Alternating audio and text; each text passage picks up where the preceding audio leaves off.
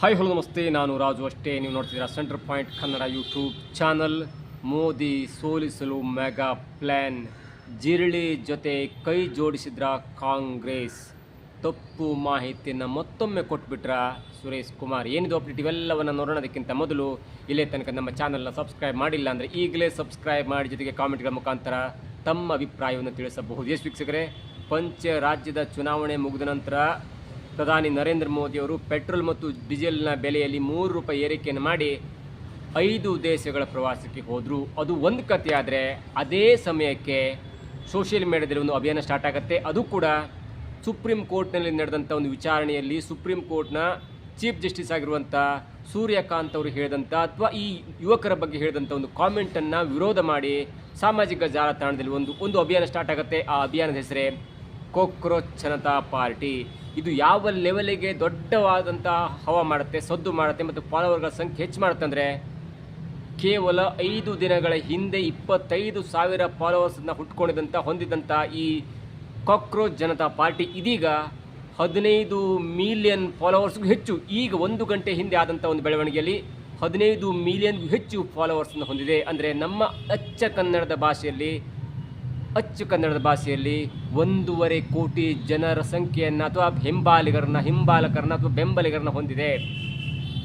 ಅದಾದ ನಂತರ ಕಂಪೇರ್ ಮಾಡಲಾಯಿತು, ಕಾಂಗ್ರೆಸ್ಗೆ ಹಿಂಬಾಲಕರೆಷ್ಟು ಅಥವಾ BJP ಹಿಂಬಾಲಕರೆಷ್ಟು ಎನ್ನುವುದನ್ನು ಕಂಪೇರ್ ಮಾಡ್ತಾ ಹೋದಾಗ ಕಾಂಗ್ರೆಸ್ ಇಲ್ಲಿ ತನಕ 39,000 ಸರಿಸುಮಾರು 40,000 ಪೋಸ್ಟ್ಗಳನ್ನ ಇನ್ಸ್ಟಾಗ್ರಾಮಲ್ಲಿ ಹಾಕಿದೆ. ಫೋಟೋ ಆಗಿರ್ಬೋದು, ಚಿಕ್ಕ ವೈರಲ್ ವಿಡಿಯೋ ಆಗಿರ್ಬೋದು, ಅಥವಾ ಯೂತ್ ಐಕಾನ್ ಆಗಿರುವಂಥ ರಾಹುಲ್ ಗಾಂಧಿ ಅವರ ಒಂದು ವಿಡಿಯೋಗಳನ್ನು ಸರಿಸುಮಾರು 40,000 ವಿಡಿಯೋಗಳನ್ನ ಹಾಕಿದೆ ಅಥವಾ ಪೋಸ್ಟ್ಗಳನ್ನ ಹಾಕಿದೆ. ಅವರ ಫಾಲೋವರ್ಸ್ಗಳ ಸಂಖ್ಯೆ 13.3 ಮಿಲಿಯನ್, ಅಂದರೆ 1,33,00,000 ಹಿಂಬಾಲಕರನ್ನ ಹೊಂದಿದೆ. ಅವರಿಗೆ ರಾಹುಲ್ ಗಾಂಧಿ ಅನ್ನುವಂಥ ದೊಡ್ಡ ಫೇಸ್ ಇದೆ. ನಾನು ಹೇಳೋದನ್ನು ಸ್ವಲ್ಪ ಅರ್ಥ ಮಾಡ್ಕೊಳ್ಳಿ. ಅವರಿಗೆ ರಾಹುಲ್ ಗಾಂಧಿ ಅಂತ ದೊಡ್ಡ ಫೇಸ್ ಇದೆ. ಇನ್ನು BJP ವಿಚಾರಕ್ಕೆ ಬಂದಾಗ BJP 40 ವರ್ಷಗಳಿಂದಿದೆ, ಕಾಂಗ್ರೆಸ್ 106 ವರ್ಷಗಳಿಂದ. ಅಂದರೆ ಇತಿಹಾಸಗಳ ಹೇಳೋದಾದರೆ BJP 18 ಅಥವಾ 19,000 ಪೋಸ್ಟ್ಗಳನ್ನ ಇನ್ಸ್ಟಾಗ್ರಾಮಲ್ಲಿ ಹಾಕಿದೆ. ಅವರ BJPಯ ಬೆಂಬಲಿಗರ ಸಂಖ್ಯೆ 8.8 ಮಿಲಿಯನ್ಸ್, ಅಂದರೆ 88 ಲಕ್ಷ ಹಿಂಬಾಲಕರನ್ನ ಅಥವಾ ಫಾಲೋವರ್ಸ್ನ ಹೊಂದಿದೆ. ಆದರೆ ಕೇವಲ 60 ಪೋಸ್ಟ್ಗಳನ್ನ ಹಾಕಿ 5 ದಿನದ ಹಿಂದೆ ಮತ್ತೊಮ್ಮೆ ಆ್ಯಕ್ಟಿವ್ ಆದಂಥ ಈ ಕಾಕ್ರೋಚ್ ಜನತಾ ಪಾರ್ಟಿಯ ಈಗಿನ ಬೆಂಬಲಿಗರ ಸಂಖ್ಯೆ 1.5 ಕೋಟಿಗೂ ಜಾಸ್ತಿ ಇದೆ. ಇದು ಇದೀಗ ಎಲ್ಲರನ್ನ ಹುಬ್ಬೇರಿಸುವಂತೆ ಮಾಡಿದೆ. ಮತ್ತು ಯಾಕೆ ಇಂಥ ಒಂದು ವೇಗದಲ್ಲಿ ನೀವು ಅರ್ಧ ಗಂಟೆಗೆ ನೋಡ್ತಾ ಹೋದರೆ 20-30 ಲಕ್ಷ ಜನ ಫಾಲೋವರ್ಸ್ ಹೆಚ್ಚಾಗ್ತಾ ಇದ್ದಾರೆ.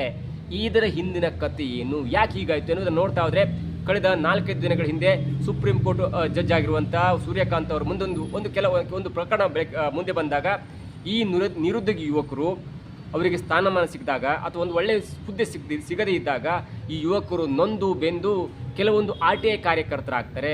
ಕೆಲವೊಬ್ಬರು ಸಾಮಾಜಿಕ ಜಾಲತಾಣ ಮಾಡ್ತಾರೆ, ಕೆಲವೊಬ್ಬರು ನ್ಯೂಸ್ ಆ್ಯಂಕರ್ಗಳನ್ನ ಮಾಡಿ, ಅಂದರೆ ಸಾಮಾಜಿಕ ಜಾಲತಾಣದಲ್ಲಿ ಅಥವಾ ಫೇಸ್ಬುಕ್ ಅಥವಾ ಇನ್ಸ್ಟಾಗ್ರಾಮ್ ಅಥವಾ ಯೂಟ್ಯೂಬ್ಗಳಲ್ಲಿ ತಾವೇ ಆ್ಯಂಕರ್ ಎನ್ನುವಂಥ ರೀತಿಯಲ್ಲಿ ಅಥವಾ ತಮ್ಮ ನ್ಯೂಸ್ ಚಾನಲ್ನ ಮಾಡಿಕೊಂಡು ಬೇರೆಯವರ ಮೇಲೆ ದಾಳಿ ಮಾಡ್ತಾರೆ.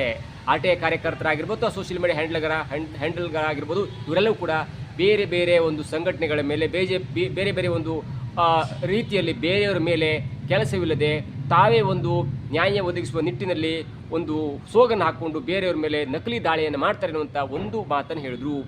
ಆ ಮಾತು ಇಡೀ ಸಾಮಾಜಿಕ ಜಾಲತಾಣದಲ್ಲಿ ಯುವಕರು ರೊಚ್ಚಿಗೆದ್ದಿದ್ರು. ಆಗ ಹುಟ್ಟುಕೊಂಡಂಥ ಈ ಕಾಕ್ರೋಚ್ ಜನತಾ ಪಾರ್ಟಿ ಇಲ್ಲಿಯ ತನಕ ಬಂದು ನಿಂತಿದೆ ಮತ್ತು ಬರೋಬ್ಬರಿ 1.5 ಕೋಟಿ ಫಾಲೋವರ್ಸನ್ನು ಕೇವಲ 4-5 ದಿನದಲ್ಲಿ ಹೊಂದಿದೆ. ಅವರು ಕೂಡ ಒಂದು ಅಜೆಂಡಾ, ಅಂದರೆ ಆ ಪ್ರಕರಣ ಆದ ನಂತರ CJI ಸೂರ್ಯಕಾಂತ್ ಅವರು ಹೇಳಿಕೆ ಕೊಟ್ಟ ನಂತರ, ಅದಾದ ನಂತರ ಸೂರ್ಯಕಾಂತ್ ಅವ್ರನ್ನ ಪ್ರಶ್ನೆ ಮಾಡಿದಾಗ, ಇಲ್ಲ, ನನ್ನ ಹೇಳಿಕೆನ ತಪ್ಪಾಗಿ ಅರ್ಥೈಸಲಾಗಿದೆ, ಈಗಿನ ಒಂದು ಯೂತ್ ಐಕಾನ್ ನಮ್ಮ ದೇಶವನ್ನು ಬಿಲ್ಡ್ ಮಾಡಬಹುದು ಮತ್ತು ನಮ್ಮ ದೇಶ ಇಡೀ ಪ್ರಪಂಚದಲ್ಲಿ ಒಂದು ಒಳ್ಳೆಯ ದೇಶವಾಗಿ ಬೆಳೀಲಿಕ್ಕೆ ಈ ಯುವಕರೇ ಕಾರಣ ಎನ್ನುವಂಥ ಮಾತನ್ನು ಹೇಳಿದ್ರು ಕೂಡ ಈ ಅಭಿಯಾನ ಮುಂದುವರಿತು. ಕೇವಲ 4 ದಿನಗಳ ಹಿಂದೆ ಅಥವಾ 5 ದಿನಗಳ ಹಿಂದೆ ಈ ಕಾಕ್ರೋಚ್ ಜನತಾ ಪಾರ್ಟಿಯ ಮುಖಂಡರಾದಂಥ ಅಥವಾ ಫೌಂಡರ್ ಆಗಿರುವಂಥ ಅಭಿಜಿತ್ ದೀಪ್ಕೆ ಅವರು 5 ಪ್ರಣಾಳಿಕೆಯ ಒಂದು ಅಜೆಂಡಾವನ್ನು ಬಿಡುಗಡೆ ಮಾಡ್ತಾರೆ. ಆ ಅಜೆಂಡಾ ತುಂಬ ಚೆನ್ನಾಗಿದೆ.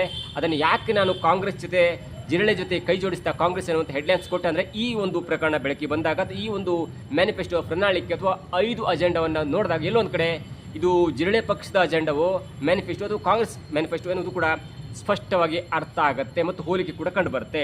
ಅವ್ರು ಹೇಳ್ತಾರೆ, no post for retired judges ಅಂತ. ನೋಡಿ, ಈಗ ಏನಾಗುತ್ತಿದೆ ಅಂದರೆ, ಎಲ್ಲ ಏಜೆನ್ಸಿಗಳನ್ನು ಅಂದರೆ ಸ್ವಾಯತ್ತ ಸಂಸ್ಥೆಗಳನ್ನ ಬಳಸ್ಕೊಂಡು ಅಥವಾ ಕೋರ್ಟ್ಗಳ ಬಳಸ್ಕೊಂಡು ಜಡ್ಜ್ಗಳನ್ನ ಬಳಸ್ಕೊಂಡು BJP ಬೇರೆ ಮೇಲೆ ದಾಳಿ ಮಾಡ್ತಾ ಇದೆ. ಬೇರೆ ಬೇರೆ ನಾಯಕರ ಮೇಲೆ ದಾಳಿ ಮಾಡ್ಕೊಂಡು, ಅದು CBI ಆಗಿರ್ಬೋದು ಅಥವಾ ED ಆಗಿರ್ಬೋದು ಅಥವಾ ಕೋರ್ಟ್ಗಳ ಮುಖಾಂತರ ಬೇರೆ ಬೇರೆ ದೊಡ್ಡ ದೊಡ್ಡ ನಾಯಕರನ್ನ ಹೆದರಿಸ್ತಾ ಇದೆ. ಬರಲಿಲ್ಲ ಅಂದರೆ ತಮ್ಮ ಪಾರ್ಟಿಗೆ ಬನ್ನಿ, ಇಲ್ಲ ಅಂದರೆ ನಿಮ್ಮ ಮೇಲೆ ದಾಳಿ ಮಾಡ್ತೀವಿ ಅಥವಾ ನಿಮ್ಮ ಮೇಲೆ ಪ್ರಕರಣ ಹಾಕ್ತೀವಿ ಅನ್ನುವಂಥ ದಾಳಿಯನ್ನು ಮಾಡುತ್ತೆ. ಮತ್ತು ಅಂಥ ಒಂದು ಜಡ್ಜ್ಗಳಿಗೆ ರಿಟೈರ್ಡ್ ಆದ ಮೇಲೆ ತಮ್ಮ ಒಂದು ಪಕ್ಷದಲ್ಲಿ ರಾಜ್ಯಸಭಾ ಸದಸ್ಯನ ಕೊಡುತ್ತೆ ಅಥವಾ ದೊಡ್ಡ ದೊಡ್ಡ ಹುದ್ದೆ ಕೊಡುತ್ತೆ ಅನ್ನುವಂಥ ಒಂದು ಮಾತಿದೆಯಲ್ಲ, ಅದಕ್ಕೆ ಅವ್ರು ಹೇಳ್ತಾರೆ ನೋ ಪೋಸ್ಟ್ ಫಾರ್ ರಿಟೈರ್ಡ್ ಆದ ಜಡ್ಜ್ಗಳಿಗೆ ಯಾವುದೇ ಪೋಸ್ಟ್ ಇರಲ್ಲ. ಅಂದರೆ ರಿಟೈರ್ಡ್ ಜಡ್ಜ್ ಅವರು ಮನೇಲಿ ಇರಬೇಕು, ಅವರು ಮತ್ತು ಯಾವುದೇ ಒಂದು ಸರ್ಕಾರಿ ಸಂಸ್ಥೆಯಲ್ಲಿ ಬೇರೆ ಯಾವುದೋ ಪೋಸ್ಟಲ್ಲಿ ಇರಬಾರ್ದು ಎನ್ನುವಂಥ ಒಂದು ಪೋಸ್ಟ್ ಆಗುತ್ತೆ. ಇದು ಕೂಡ ನೆನಪಿರಬೇಕು. BJP ಕೂಡ ಇದನ್ನೇ ಮಾಡುತ್ತೆ.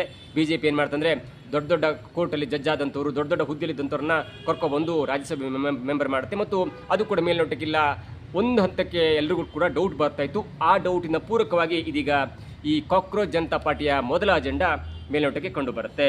ಇನ್ನು 50% ಮಹಿಳಾ ಮೀಸಲಾತಿ, ಇದೊಂದು ಜನರ ಕಣ್ಣಿಗೆ ಮಣ್ಣೆರಚುವಂಥ ಒಂದು ಸಾಧನೆ. ಯಾಕಂದರೆ ನೋಡಿ, 33% ಮಹಿಳೆಯರಿಗೆ ಕೊಡಲಿಕ್ಕೆ ಅಸಾಧ್ಯವಾದಂಥ ಸ್ಥಿತಿಯಲ್ಲಿ ಕಾಂಗ್ರೆಸ್ ಆಗತ್ತಂದ್ರೂ ಕೂಡ BJP ಮತ್ತೆ ಇದನ್ನು ಪಾಸ್ ಮಾಡುವ ಹಂತದಲ್ಲಿ ಎಲ್ಲ ಇಡೀ ದೇಶದ ಒಂದು ಬೇರೆ ಬೇರೆ ಪಕ್ಷಗಳು ಯಾವ ರೀತಿಯಲ್ಲಿ ಈ BJPಯ ನೀತಿಯನ್ನು 33% ಮೀಸಲಾತಿ ವಿರೋಧ ಮಾಡೋದಲ್ಲ, ಅದನ್ನು ತಾವು ಕೂಡ ಮಾಡ್ತೇವೆ. ಅವಕ್ಕೆಲ್ಲಕ್ಕಿಂತ ಭಿನ್ನವಾಗಿ ಮಹಿಳೆಯರಿಗೆ ಮೀಸಲಾತಿ ಕೊಡಬೇಕು, ಮಹಿಳೆಯರಿಗೆ ಸಾಮಾಜಿಕ ನ್ಯಾಯ ಕೊಡಬೇಕು ಅನ್ನೋ ದೃಷ್ಟಿಯಲ್ಲಿ ಈ ಮಹಿಳೆಯರ ಫಾಲೋವರ್ಸ್ಗಳ ಸಂಖ್ಯೆಯನ್ನು ಹೆಚ್ಚು ಮಾಡೋ ದೃಷ್ಟಿಯಲ್ಲಿ ಇದು ಕಣ್ಣಿಗೆ ಮಣ್ಣೆರಚುವಂಥ ಒಂದು ತಂತ್ರ. ಇದು ಎರಡನೇದು.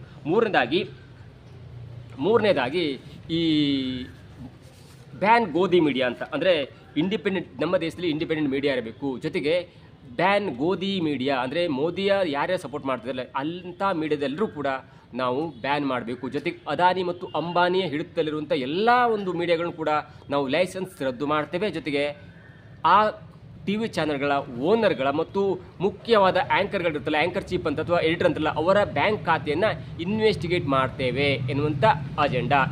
ಇದು ಕೂಡ ನಿಮಗೆ ನೇರವಾಗಿ ಡೌಟ್ ಬಂದೇ ಬರುತ್ತೆ, ಇಲ್ಲಿ ಯಾವ ಒಂದು ಅಜೆಂಡಾ ಕೆಲಸ ಮಾಡಿದೆ ಎನ್ನುವುದು. ಜೊತೆಗೆ ಮೈ ವೋಟ್ ಮೈ ರೈಟ್ಸ್, ಇದು ಮೈ ವೋಟ್ ಮೈ ರೈಟ್ಸ್ ಎನ್ನುವುದು ಅಲ್ಲಿ ತನಕ ಸರಿ ಇರುತ್ತೆ. ಆದರೆ ಅದರ ಮುಂದುವರೆದ ಭಾಗವಾಗಿ ಹೇಳ್ತಾರೆ, ಇಲ್ಲಿ SIR ಎನ್ನುವಂಥ ಹಂತದಲ್ಲಿ ಜನರ ಒಂದು ವೋಟಿಂಗ್ ಹಕ್ಕನ್ನು ಕಿತ್ಕೊಳ್ಳಲಾಗ್ತಾ ಇದೆ. ಹಾಗಾಗಿ ಒಬ್ಬರ ವೋಟನ್ನು ಕಿತ್ಕೊಳ್ಳೋದು ಕೂಡ ಅದು ಭಯೋತ್ಪಾದನೆಗೆ ಸಮಾನವಾದ ಕೆಲಸ. ಹಾಗಾಗಿ ಇದನ್ನು ಕೂಡ ವಿರೋಧ ಮಾಡ್ತೀವಿ ಅನ್ನುವಂಥ 4ನೇ ಪಾಯಿಂಟ್ ಹೇಳ್ತಾರೆ. ಜೊತೆಗೆ 5ನೇ ಪಾಯಿಂಟ್ ಅಂದರೆ MLA ಮತ್ತು MPಗಳು ಈ ಪಕ್ಷಾಂತರವನ್ನು ಮಾಡಿದ್ರೆ ಅವರಿಗೆ 20 ವರ್ಷಗಳ ಕಾಲ ನಮ್ಮ ರಾಷ್ಟ್ರದಲ್ಲಿ ಚುನಾವಣೆಗೆ ಮತ್ತೆ ಸ್ಪರ್ಧಿಸುವಂಥ ಅವಕಾಶ ಇಲ್ಲ. ಇವೆಲ್ಲವೂ ಕೂಡ ನೇರವಾಗಿ BJP ಬರುತ್ತೆ. ಯಾಕಂದರೆ BJP ಆಪರೇಷನ್ ಕಮಲ ಮಾಡುತ್ತೆ. ಜೊತೆಗೆ BJP ಗೋಧಿ ಮೀಡಿಯಾ ಅನ್ನುವಂಥ ಮುಖಾಂತರ ಅದಾನಿ ಮತ್ತು ಅಂಬಾನಿಗಳ ಒಂದು ಚಾನೆಲ್ಗಳನ್ನ ಇಟ್ಕೊಂಡು ಆ ಮುಖಾಂತರ ಜನರಿಗೆ ಕಣ್ಣಿಗೆ ಮಣ್ಣೆರಚುವಂಥ ಕೆಲಸ ಮಾಡುತ್ತೆ. ಸುಳ್ಳು ಪ್ರಚಾರವನ್ನು ಮಾಡಿ ತಮಗೆ ಬೇಕಾದಂಥ ಓಟನ್ನು ಪಡ್ಕೊಳ್ತೇನೆ ಅಂತ ಮಾತಿದ್ದಿಲ್ಲ. ಇವೆಲ್ಲವೂ ಕೂಡ ಕಾಂಗ್ರೆಸ್ನ ಮತ್ತೊಂದು ಈ ದೋಸೆ ತಿರುವು ಹಾಕ್ತಂತ, ಹಾಗೆ ಕಾಂಗ್ರೆಸ್ನ ಒಂದು ಮ್ಯಾನಿಫೆಸ್ಟೋವನ್ನು ಅಥವಾ ಕಾಂಗ್ರೆಸ್ನ ಮನಸ್ಥಿತಿಯನ್ನು ಅರ್ಥ ಮಾಡಿಕೊಂಡು ಈ ಕಾಕ್ರೋಚ್ ಜನತಾ ಪಾರ್ಟಿಯವರು ಮಾಡಿಬಿಟ್ರ ಇವೆಲ್ಲವೂ ಕೂಡ ಡೌಟ್ ಮೇಲೆ ಡೌಟ್ ಬರುತ್ತೆ.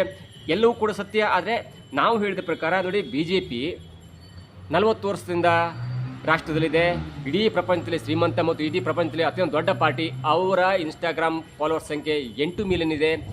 ಕಾಂಗ್ರೆಸ್ 106 ವರ್ಷಗಳಿಂದ ನಮ್ಮ ರಾಷ್ಟ್ರದಲ್ಲಿದೆ, 40,000 ಪೋಸ್ಟ್ಗಳನ್ನ ಹಾಕಿದೆ. ಅವರ ಫಾಲೋವರ್ಸ್ಗಳ ಸಂಖ್ಯೆ ಸರಿಸುಮಾರು 1,30,00,000. ಆದರೆ ಕೇವಲ 5 ದಿನದಲ್ಲಿ ಬಂದಂಥ ಈ ಕಾಕ್ರೋಚ್ ಜನತಾ ಪಾರ್ಟಿಯ ಹಿಂದಿಲ್ಲ ಮುಂದಿಲ್ಲ ಆ ಅಭಿಜಿತ್ ಶೆಡ್ಕೆ ಅವರು ಯಾರನ್ನ ಎನ್ನುವುದು ಕೂಡ ಸರಿಯಾಗಿ ಗೊತ್ತಿಲ್ಲ. ಈ ಹಿಂದೆ ಆ ಪಾರ್ಟಿಯಲ್ಲಿ ಕೆಲವೊಂದು ಪೋಸ್ಟ್ನಲ್ಲಿದ್ದರು, ಅದಾದ ನಂತರ ಬರ್ತಾಯಿದ್ರೆ. ಅದಕ್ಕೂ ಮುಖ್ಯವಾಗಿ ಆ ಕಾಕ್ರೋಚ್ ಜನತಾ ಪಾರ್ಟಿಯ ಅಕೌಂಟು ಆಪರೇಟ್ ಆಗ್ತಿರೋದು ಕೂಡ US ಅಲ್ಲಿ ಅನ್ನೋದು ಕೂಡ ತಿಳಿದು ಬರ್ತದೆ. ಅದನ್ನು ನೋಡಿದಾಗ ಆ ಅಕೌಂಟ್ನ ಚೆಕ್ ಮಾಡಿದಾಗ ಕೂಡ ಅಕೌಂಟ್ ಬೇಸ್ಡ್ ಇನ್ US ಅಂತ ಬರ್ತದೆ. ಹೀಗಾಗಿ ಎಲ್ಲೋ ಒಂದು ಕಡೆ ಮೋದಿಯ ಹವಾನ ತಗ್ಗಿಸಲು ಅಥವಾ ಈ ರಾಜ್ಯದಲ್ಲಿ ದೇಶದಲ್ಲಿ ಆಗ್ತಾ ಇರುವಂಥ ಒಂದು ಮೋದಿ ಹವಾ ಅಥವಾ ಕಾಂಗ್ರೆಸ್ನ ಈ ಹಿಡಿತ ಕಳ್ಕೊಂಡ ಸ್ಥಿತಿಯನ್ನು ತಗ್ಗಿಸಲು 3ನೇ ಅಜೆಂಡಾವಾಗಿ ಕಾಕ್ರೋಚ್ ಜನತಾ ಪಾರ್ಟಿ ಕಾಲಿಡ್ತಾ ನೋಡಿ. ಅವರು ಹೆಸರಿಡುವಾಗಲೂ ಕೂಡ ಭಾರತೀಯ ಜನತಾ ಪಾರ್ಟಿಗೆ ವಿರುದ್ಧವಾಗಿ ಕಾಕ್ರೋಚ್ ಜನತಾ ಪಾರ್ಟಿ ಅನ್ನೋದನ್ನು ಇಟ್ಟಿದ್ದಾರೆ. ನಿಮಗೆ ಇಂಡಿಯನ್ ನ್ಯಾಷನಲ್ ಕಾಂಗ್ರೆಸ್ ಇದೆ, ಆಮ್ ಆದ್ಮಿ ಇದೆ, ಸಮಾಜವಾದಿ ಪಾರ್ಟಿ ಇದೆ, ಬೇರೆ ಬೇರೆ ಕೇರಳದಲ್ಲಿ ಬೇರೆ ಇದೆ, TVK ಪಕ್ಷ ಇದೆ, ಹೀಗೆ ಬೇರೆ ಬೇರೆ ಹೆಸರು ಇಡಬಹುದು. ಆದರೆ ನೇರವಾಗಿ BJPನೇ ಟಾರ್ಗೆಟ್ ಮಾಡಿದ್ದಾರೆ. BJP ಭಾರತೀಯ ಜನತಾ ಪಾರ್ಟಿ ಅನ್ನೋದಾದರೆ ಇಲ್ಲಿ ಕಾಕ್ರೋಚ್ ಜನತಾ ಪಾರ್ಟಿ, ಅದು BJP ಆದರೆ ಇದು CJP ಆಗಿದೆ. ಹೀಗಾಗಿ ಎಲ್ಲೋ ಒಂದು ಕಡೆ ಎಲ್ಲ ಎಡ ಪಾರ್ಟಿಗಳು ಎಲ್ಲವನ್ನು ಕೂಡಿಕೊಂಡು ಇದೀಗ BJPಗೆ ಸೆಡ್ಡು ಹೊಡೆಯಲು ಈ ಯುವ ಸಮುದಾಯದ ಒಂದು ಜನರೇಷನ್ನ ಒಂದು ಲಾಭ ಪಡ್ಕೊಳ್ಳಿಕ್ಕೆ ಮುಂದಾಯ್ತಾ ಎಲ್ಲವೂ ಕೂಡ ಕಾದು ನೋಡಬೇಕಾಗಿದೆ. ಆದರೆ ಎಲ್ಲೋ ಒಂದು ಕಡೆ ಈ ಎಲ್ಲವನ್ನು ನೋಡ್ತಿದ್ರೆ ಜಿರಳೆ ಜೊತೆ ಕೈ ಜೋಡಿಸ್ಬಿಡ್ತಾ ಕಾಂಗ್ರೆಸ್. ಯಾಕಂದರೆ ಕಾಂಗ್ರೆಸ್ನ ಒಂದು ಅಜೆಂಡಾ ಇದೆಯಲ್ಲ, ಮೋದಿ ವಿರುದ್ಧವಾಗಿ, ಗೋಧಿ ಮೀಡಿಯಾ ವಿರುದ್ಧವಾಗಿರ್ಬೋದು, SIR ವಿರುದ್ಧವಾಗಿರ್ಬೋದು, ಅಥವಾ ಒಂದು ಮಹಿಳಾ ಮೀಸಲಾತಿ ಆಗಿರ್ಬೋದು, ಅಥವಾ ಆಪರೇಷನ್ ಕಮಲ ವಿರುದ್ಧವಾಗಿರ್ಬೋದು, ಇವೆಲ್ಲವೂ ಕೂಡ ಕಾಂಗ್ರೆಸ್ನ ಒಂದು ಅಜೆಂಡಾ. ಈ ಕಾಂಗ್ರೆಸ್ನ ಅಜೆಂಡಾವನ್ನು ಇಟ್ಕೊಂಡು ಇದೀಗ ಕಾಕ್ರೋಚ್ ಜನತಾ ಪಾರ್ಟಿ ತನ್ನ 5 ಅಜೆಂಡಾಗಳ ಒಂದು ಮ್ಯಾನಿಫೆಸ್ಟೋವನ್ನು ರೆಡಿ ಮಾಡಿದೆ. ಇದರ ಮುಖ್ಯ ವಾಹಿನಿಯಲ್ಲಿ ಕಂಡುಬರೋದು ಅಥವಾ ಮುಖವಾಣಿಯಲ್ಲಿ ಕಂಡುಬರೋದು ಅಂದರೆ ಇದು ಸದ್ಯ BJP ವಿರೋಧಿಯಾದರೂ ಕೂಡ ಇದರ ಹಿಂದೆ ಕಾಂಗ್ರೆಸ್ ಎನ್ನುವಂಥ ಪಕ್ಷ ಇದೆ ಅನ್ನುವಂಥ ಒಂದು ಸಂಶಯ ಕಂಡು ಬರ್ತಾಯಿದೆ. ಅದರ ಮುಂದುವರೆದ ಭಾಗವಾಗಿ ಮನೋಜ್ ಸಿಸೋಡಿಯಾ ಅವರು ಆಪ್ನಲ್ಲಿದ್ದರು, ಆಪ್ನ ಕೋಪೌಂಡರ್ ಆಗಿದ್ದರು. ಅವರು ಕೂಡ ಇದೀಗ ನಾನು ಕೂಡ ಹೆಮ್ಮೆಯಿಂದ ಹೇಳ್ತೀನಿ, ನಾನು ಕೂಡ ಭಾರತದಲ್ಲಿ ಜಿರಳೆ ಎನ್ನುವಂಥ ದೃಷ್ಟಿಯಲ್ಲಿ ಒಂದು ಪೋಸ್ಟರ್ ಹಂಚಿಕೊಂಡಿದ್ದಾರೆ. ಜೊತೆಗೆ ಸಮಾಜವಾದಿ ಪಾರ್ಟಿ ಆಗಿರೋ ಬೇರೆ ಬೇರೆ ಪಾರ್ಟಿಯವರು ಕೂಡ ಇಲ್ಲ, ನಾನು ಕೂಡ ಕಾಕ್ರೋಚ್, ನಾನು ಕೂಡ BJP ವಿರುದ್ಧ ಹೋರಾಡ್ತೇನೆ ಅನ್ನೋದರ ಜೊತೆಗೆ ಮನೋಜ್ ಸಿಸೋಡಿ ಹೇಳ್ತಾರೆ, ನಾನು ಮೊಸಳೆಯ ವಿರುದ್ಧ ಕಾಕ್ರೋಚ್, ಅಂದರೆ ಮೊಸಳೆ ಎಲ್ಲವನ್ನು ತಿಂದು ಹಾಕುತ್ತೆ, ಸುಮ್ಮನೆ ಇರುತ್ತೆ, ಅಲ್ಲೇ ಮಲಗಿರುತ್ತೆ, ನೀರಲ್ಲೂ ಇರುತ್ತೆ, ಮೇಲೂ ಇರುತ್ತೆ, ಆದರೆ ಸುಖ ಸುಮ್ಮನೆ ಯಾರನ್ನು ಬೇಕಾದ್ರೂ ತಿಂದು ಹಾಕುತ್ತೆ ಅನ್ನೋ ದೃಷ್ಟಿಯಲ್ಲಿ BJP ಯಾರನ್ನು ಬೇಕಾದ್ರೂ ಮುಗಿಸುವ ಹಂತಕ್ಕೆ ಬಂದಿದೆ ಅನ್ನುವಂಥ ಹೇಳಿಕೆಯನ್ನು ಹೇಳ್ತಾ, BJP ಮೊಸಳಿ ಆದರೆ ನಾವೆಲ್ಲ ಕಾಕ್ರೋಚ್ಗಳು ಸರಿಯಾದ ನಿಟ್ಟಿನಲ್ಲಿ ನಾವು ಇರಬೇಕು ಅನ್ನುವಂಥ ಒಂದು ಪೋಸ್ಟನ್ನು ಹಾಕ್ಕೊಂಡಿದ್ದಾರೆ. ಆದರೆ ಇದರ ಮುಂದುವರೆದ ಭಾಗವಾಗಿ ಸುರೇಶ್ ಕುಮಾರ್ ಅವರು ಜೊತೆಗೆ BJP ಅನೇಕ ನಾಯಕರು ಒಂದು ಪೋಸ್ಟ್ನ ಹಾಕ್ಕೊಂಡಿದ್ರು. ಇಲ್ಲ, ಈ ಒಂದು BJPಗೆ 88 ಲಕ್ಷ ಫಾಲೋವರ್ಸ್ ಇದ್ದಾರೆ, ದೊಡ್ಡ ಪಾರ್ಟಿ.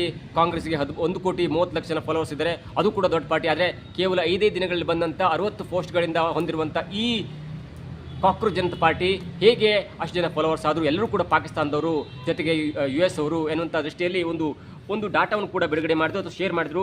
ಪಾಕಿಸ್ತಾನದಿಂದ 90% ಹತ್ರ 49% ಪಾಕಿಸ್ತಾನ ಫಾಲೋವರ್ಸ್ ಇದ್ದಾರೆ. ಜೊತೆಗೆ US ಇಂದ 14%, ಬಾಂಗ್ಲಾದೇಶ 14%, ಇಂಡಿಯಾದಿಂದ ಕೇವಲ 9% ಇದ್ದಾರೆ. UK ಮತ್ತು ಆಸ್ಟ್ರೇಲಿಯಾ, ಸೌದಿ ಅರೇಬಿಯಾ 3% ಫಾಲೋವರ್ಸ್ ಮಾಡ್ತಾರೆ. UAE ಇಂದ 2 ಮತ್ತು ಎಲ್ಲ ಬೇರೆ ಬೇರೆ ಕಂಟ್ರಿಗಳಿಂದ ಸರಿಸುಮಾರು 3% ಫಾಲೋವರ್ಸ್ ಇದೆ. ಹೀಗಾಗಿ ಭಾರತದ ಒಂದು ಸಾರ್ವಭೌಮತೆಯನ್ನು ಅಲ್ಲಾಡಿಸಲಿಕ್ಕೆ ಪಾಕಿಸ್ತಾನ, ಬಾಂಗ್ಲಾದೇಶ ಮತ್ತು ಅಮೆರಿಕ ಹೀಗೆ ಬೇರೆ ಬೇರೆ ರಾಷ್ಟ್ರಗಳು ಇದರಿಗೆ ಕೈ ಜೋಡಿಸಿವೆ. ಇಲ್ಲೇನು ಹುನ್ನಾರ ಇದೆ ಅನ್ನುವಂಥ ಒಂದು ಪೋಸ್ಟನ್ನು ಬಿಡುಗಡೆ ಮಾಡಿದ್ರು ಅಥವಾ ಬೇರೆ BJP ಪೋಸ್ಟ್ಗಳನ್ನ ಹಂಚಿಕೊಂಡು ಇದು ಸುಳ್ಳಿನ ಕಂತೆ, ಇದು ಒಂದು ಕಾಕತಾಳೀಯ ಎಂಬಂತೆ ಒಂದು ಕಾಂಗ್ರೆಸ್ನ ಒಂದು ಮುಖವಾಣಿ ಅಥವಾ ಕಾಂಗ್ರೆಸ್ನ ಒಂದು ಬಿ ಟೀಮ್ ಅನ್ನೋ ದೃಷ್ಟಿಯಲ್ಲಿ ಒಂದು ಡಾಟಾವನ್ನು ಹಂಚಿಕೊಂಡಿದ್ರು. ಆದರೆ ಅದಕ್ಕೆ ತದ್ವಿರುದ್ಧವಾಗಿ ಇದೀಗ ಈ ಕಾಕ್ರೋಚ್ ಜನತಾ ಪಾರ್ಟಿಯ ಮುಖ್ಯಸ್ಥರಾಗಿರುವಂಥ ಫೌಂಡರ್ ಆಗಿರುವಂಥ ಅಭಿಜಿತ್ ಶಿಡ್ಕಿ ಅವರು ಕೂಡ ಒಂದು ಪೋಸ್ಟ್ನ ಹಂಚಿಕೊಂಡಿದ್ದಾರೆ. BJP ಬೇರೆ ಕೆಲಸ ಇಲ್ಲ, ನಮ್ಮ 15 ಮಿಲಿಯನ್ ಅಂದರೆ 1.5 ಕೋಟಿ ಫಾಲೋವರ್ಸ್ಗಳ ಸಂಖ್ಯೆಯಲ್ಲಿ ಸರಿಸುಮಾರು 96-97% ಭಾರತೀಯರೇ ಫಾಲೋವರ್ಸ್ ಆಗಿದ್ದಾರೆ. ಹೀಗಾಗಿ BJP ಕೆಲಸ ಇಲ್ಲ. BJP ತನ್ನ ಹಿಂದುತ್ವದ ಅಜೆಂಡಾ ಬೇರೆ ಬೇರೆ ಕಾರಣದಿಂದಾಗಿ ತನ್ನ ಒಂದು ಮುಖವಾಣಿಯನ್ನು ಕಳ್ಕೊಳ್ತದೆ. ಹೀಗಾಗಿ ನಾವು ಕಟ್ಟಿ ಬೆಳೆಸಿದಂಥ ನಮ್ಮ ಒಂದು ಮುಖವಾಣಿಯಲ್ಲಿರುವಂಥ ನಮ್ಮ ಒಂದು ಈ ಕಾಕ್ರೋಚ್ ಜನತಾ ಪಾರ್ಟಿಯ ಒಂದು ಅಭಿಯಾನವನ್ನು, ಒಂದು ಯಶಸ್ಸನ್ನು ಸಹಿಸಲಾರದಂಥ BJP ಇಂಥ ಒಂದು ಕುಕೃತ್ಯದ ಕೆಲಸಕ್ಕೆ ಕೈ ಹಾಕಿ ಆಪಾದನೆಯನ್ನು ಮಾಡ್ತಿದೆ ಅನ್ನುವಂಥ ಒಂದು ಡಾಟಾವನ್ನು ಕೂಡ ಅಭಿಜಿತ್ ಶಿಡ್ಕಿ ಅವರು ಬಿಡುಗಡೆ ಮಾಡಿದ್ದಾರೆ. ಹೀಗಾಗಿ ಇನ್ನು ಮುಂದೆ ಇವೆಲ್ಲವೂ ಕೂಡ ಯಾವ ನಿಟ್ಟಿನಲ್ಲಿ ಬಗೆಹರುತ್ತೆ, ಯಾವ ನಿಟ್ಟಿನಲ್ಲಿ ಸಾಗುತ್ತೆ, ಈ ಅಭಿಜಿತ್ ಶಿಡ್ಕಿಯವರ ಎಲ್ಲ ಈ ಕಾಕ್ರೋಚ್ ಜನತಾ ಪಾರ್ಟಿ ಮುಂದಿನ ದಿನಗಳಲ್ಲಿ ಏನಾದರೂ ಪಾರ್ಟಿ ರಿಜಿಸ್ಟ್ರೇಷನ್ ಮಾಡಿಕೊಂಡು ಚುನಾವಣೆಗೆ ನಿಲ್ಲತ್ತಾ ಎಲ್ಲವೂ ಕೂಡ ಕಾದು ನೋಡಬೇಕು. ಆದರೆ ಒಂದೊಂದು ಸತ್ಯ, ನಮ್ಮ ಸಾಮಾಜಿಕ ಜಾಲತಾಣದಲ್ಲಿ VR ಕಾರ್ಪೆಂಟರ್ ಎನ್ನುವಂಥ ಒಬ್ಬ ಸಂವೇದನಾಶೀಲ ವ್ಯಕ್ತಿ ಇದ್ದಾರೆ. ಅವರು ಕೂಡ ಇದು ಕೂಡ ಅಷ್ಟು ದಿನ ಬಾಳಲ್ಲ, ಯಾಕಂದರೆ ಇದು TVK ಪಕ್ಷದಂತೆ ಅಥವಾ ನೇಪಾಳದಲ್ಲಿ ಆದಂಥ ಒಂದು ದಂಗೆಯಂತೆ ಏನೋ ಜನ ಬೆಂಬಲಕ್ಕೆ ತುತ್ತಾಗಿ ಒಂದು ಅಭಿಯಾನವನ್ನು ಮಾಡಿಕೊಂಡು ಜನ ಬೆಂಬಲ ಸಿಕ್ಕಿದೆ ಹೊರತು ಇದು ಜನರ ಸಂವೇದನಾಶೀಲ ಒಂದು ಬೆಳವಣಿಗೆ ಇದು ಪೂರಕವಲ್ಲ. ಕೆಲವೊಂದಿಷ್ಟು ದಿನ ಇರುತ್ತೆ, ಅದಾದ ನಂತರ ಅದು ವಾಕರಿಕೆಯಾಗಿ ಅದರ ಪಾಪ್ಯುಲಾರಿಟಿ, ಜನಪ್ರಿಯತೆ ಕೂಡ ಕಡಿಮೆ ಆಗುತ್ತೆ ಅನ್ನುವಂಥ ಒಂದು ಸದುದ್ದೇಶದ ಒಂದು ಪೋಸ್ಟನ್ನು ಕೂಡ ಹಾಕಿದರೆ ಅಷ್ಟರ ಮಟ್ಟಿಗೆ ಈ ಎಲ್ಲವೂ ಕೂಡ ಎಷ್ಟು ದಿನ ಇರುತ್ತೆ ಎಲ್ಲವೂ ಕೂಡ ಕಾದು ನೋಡಬೇಕು. ಇದಾಗಿತ್ತು ಇವತ್ತಿನ ವಿಶೇಷ. ನೋಡ್ತಾ ಇರಿ centre point Kannada YouTube channel.